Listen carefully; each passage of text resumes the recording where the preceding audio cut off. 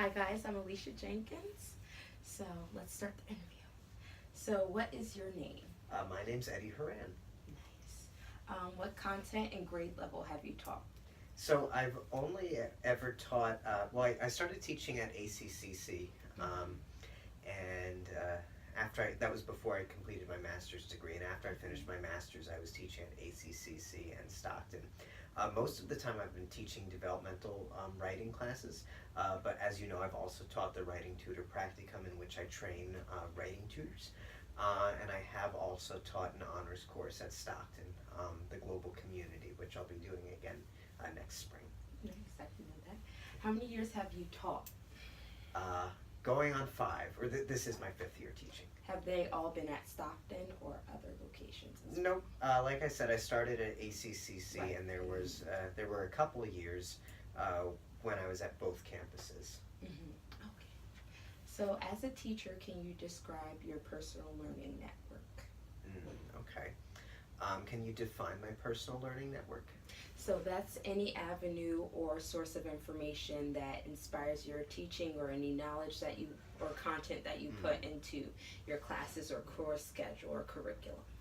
Well, so I think that it sort of depends on the class, because for the Writing Tutor Practicum, for instance, a lot of that comes from tutoring experience, right? What have I actually witnessed? What have I seen that works? What have I seen that doesn't work? Of course, that's also influenced by tutoring theory, right? So it's not just what I've seen, but I'm also looking at what experts have to say and so on.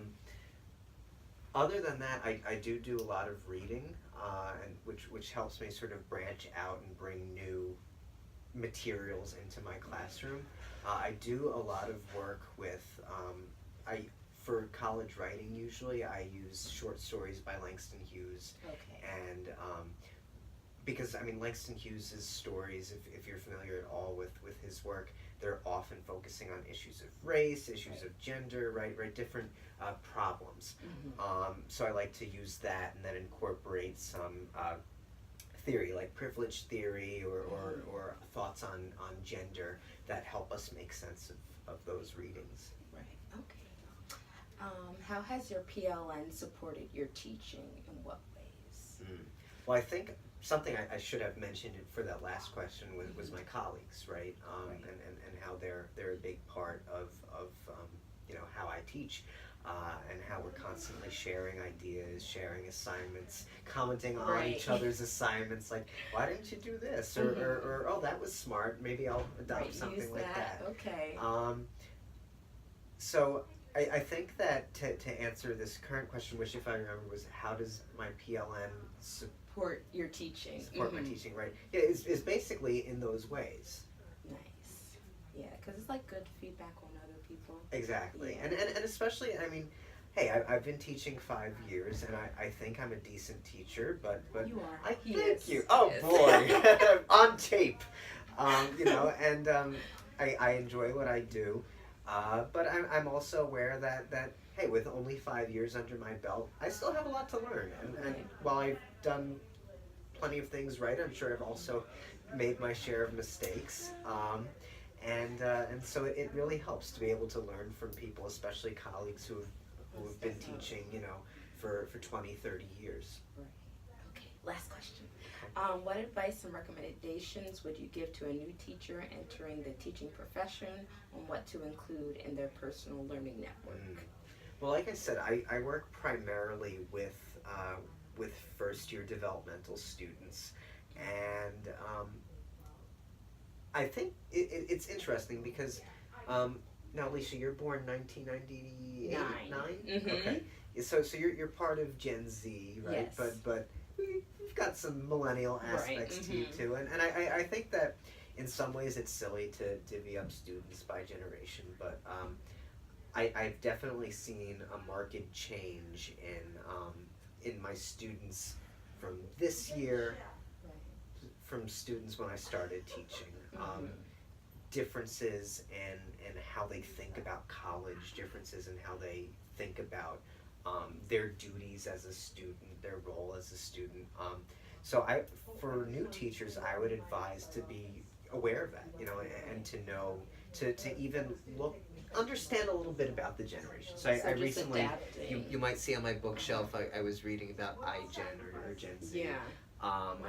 And I think that it would help for new teachers to be familiar with the generation. And again, Yeah.